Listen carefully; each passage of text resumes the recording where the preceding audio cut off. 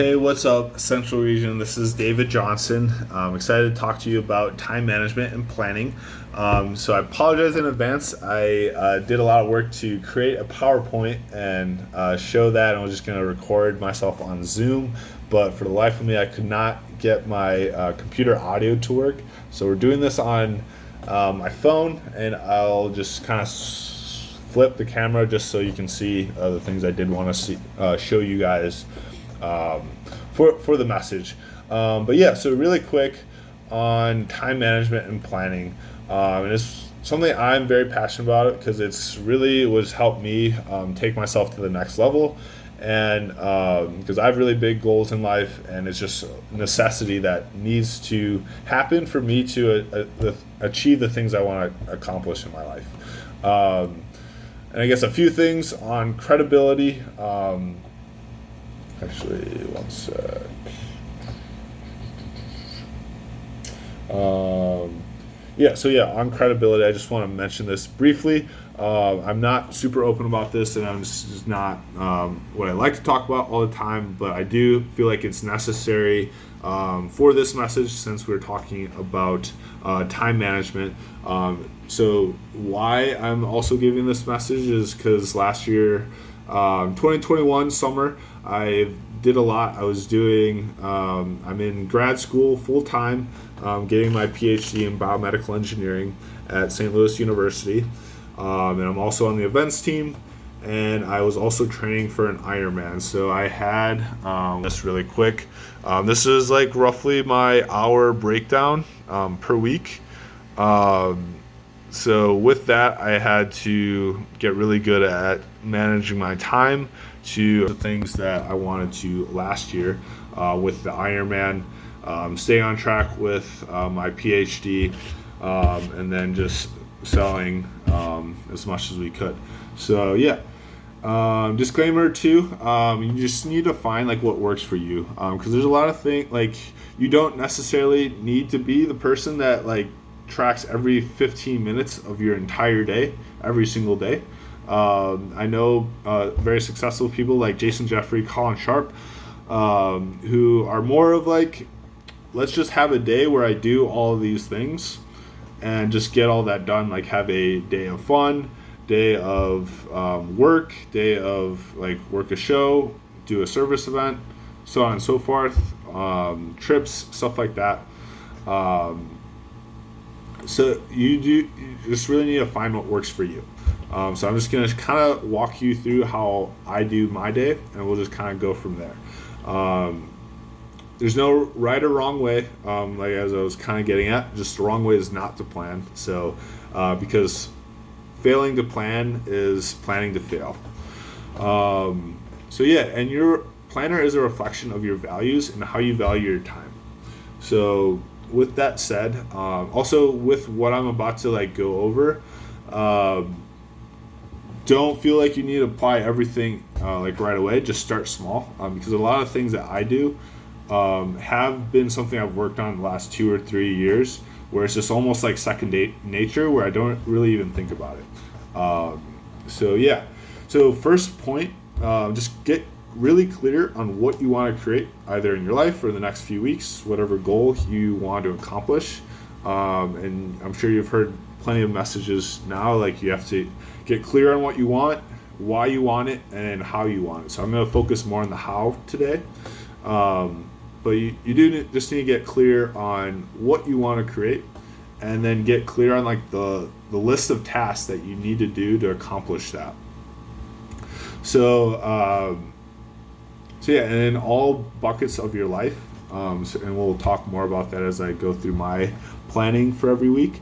And then once you have that, you just need to become best friends with yourself. You need to know yourself. You need to know when you're the most productive, and plan like your higher brain activities, like studying scripts, or if you're in school, like studying, doing homework, stuff like that, at those hours when you're the most productive. Are you an early bird? Are you a night owl? You also need to know your strengths and weaknesses, but take that with a grain of salt, because certain things or certain days you're not going to feel like you're doing all your strengths, or you feel like you're doing all your weaknesses, and it could be like hard to like mentally to keep going during days like that. So there are things that you need to like know and just take for a grain of salt, that like you will get better over time as long as you keep doing it. So yeah, know yourself, and then plan, put things in your schedule that that will be most productive for you. And then once you have that, you also need to have things that are just no matter what, like everything goes wrong in a day, you will do no matter what.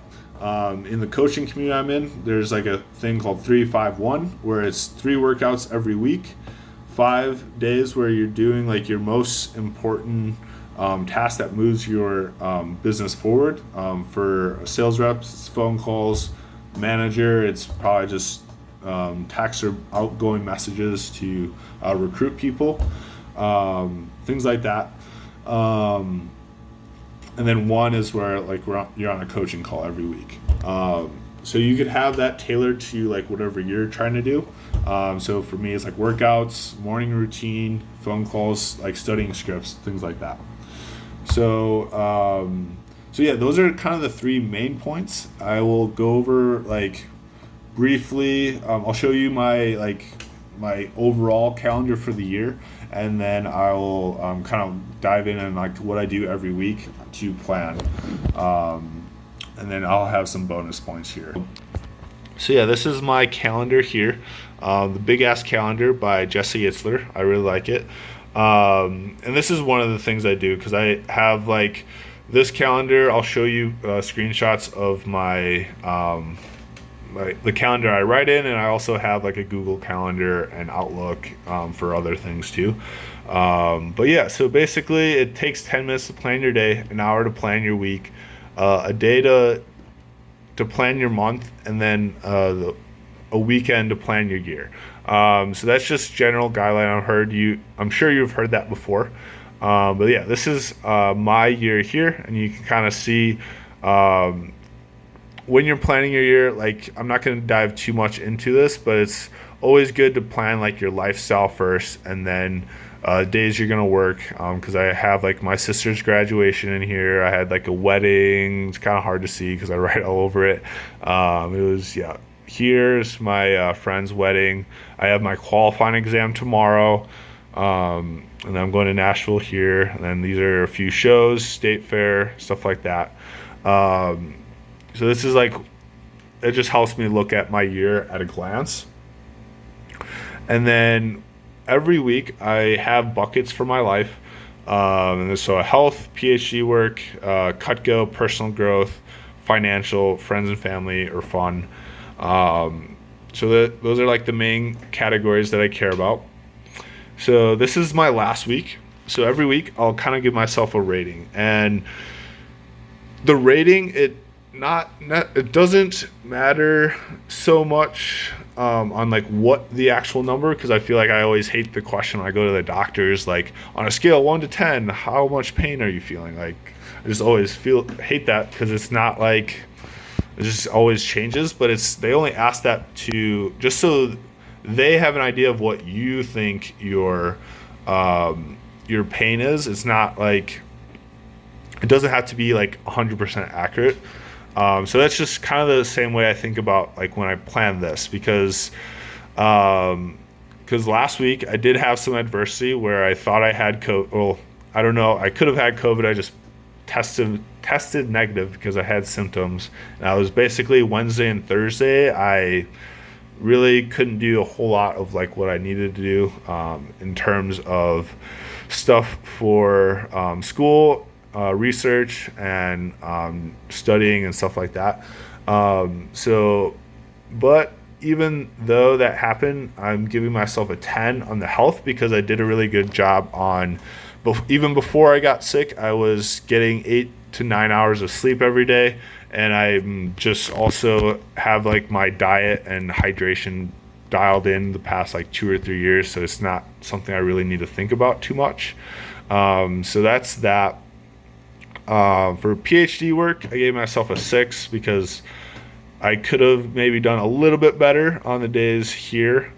But it's just something I'm more aware of like when I do get sick, I kind of lose focus, and I can kind of, next time I get sick, I can make sure I can direct my focus more to stay productive in these areas that are a little bit more important to my goals. Well, I guess I shouldn't say that because health is the most important, but like they are very important.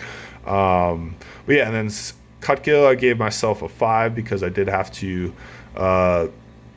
offer my shifts to another, or offer to the team, someone else to work it, which I was also expecting to sell quite a bit at. So that's, my financial is lower too because of that.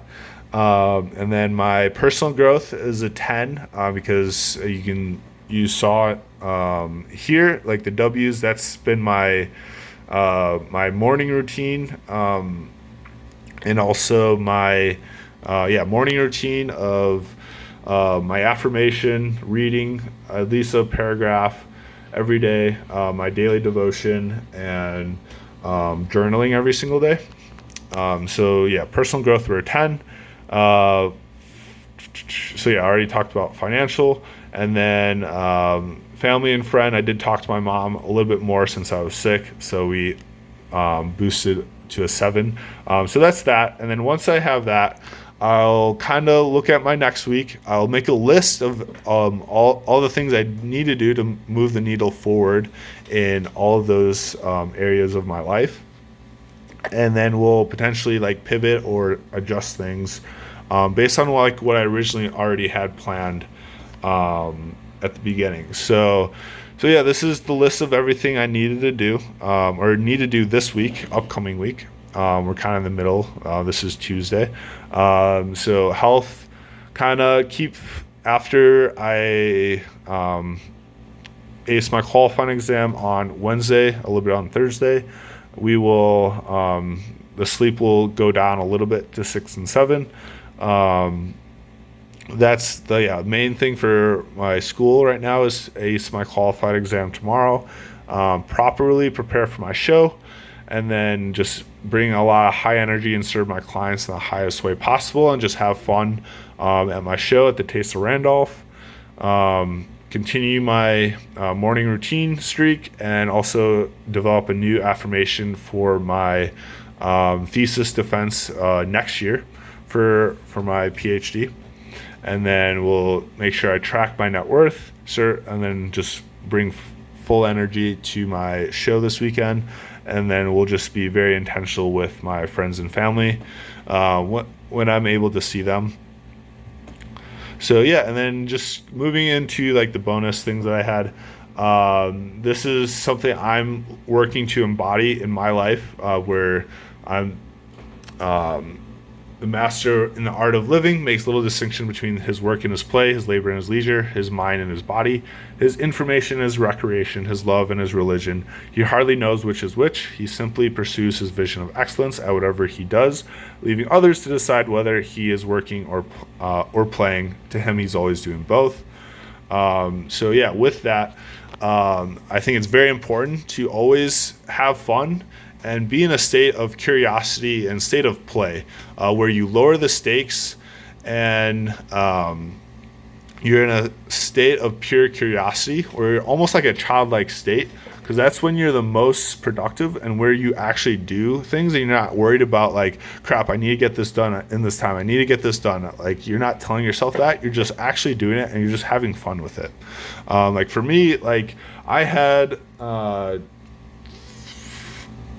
basically for my qualifying exam, what that is I have 3 comprehensive finals for 3 classes I've taken in the past 2 years, and I had like about a month to prepare for it, while doing like 40 to 60 hours in lab research wise, and then preparing to like work the shows that I have, or I was going to have last week, and then this upcoming weekend. So I had a very overwhelming task of going through about like 60 like lecture slides, and making sure I basically have that memorized know like different ways of thinking about each of the topics discussed in each of those classes. So it's very overwhelming task. So it's very easy for me to be like, crap, I don't know if I'm going to get through this. So I had to like continually get through a state of play where I'm just genuinely just trying to learn and like be curious about what I'm learning. So I think that's very, very important, and just have fun and rest scheduled to boost your productivity. Value your time because it's one of your most important assets, and you're never going to get it back.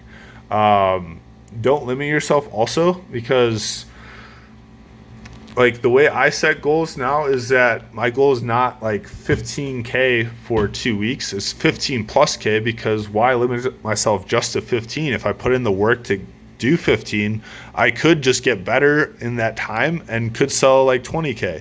So like, don't limit yourself. That's like the easy example for Cutco, but you can apply it to like when you're studying. Like for example, I got through lecture slides faster than what I thought it would.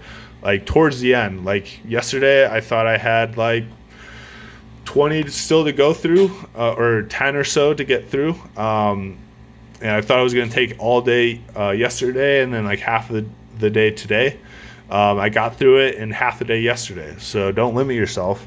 And also, once you plan, release all emotional attachment you have to that plan and just actually do it. Because like sometimes we create this like law of repulsion where it takes basically repels what we are trying to accomplish in the given time that we have planned. So you just need to release that emotional attachment and just actually do it. Get into a state of play. So yeah, I know maybe a little long. Apologize for like the technical difficulty, but I hope that helped. Let me know if you have any questions. Reach out to your manager, and yeah, good luck with everything.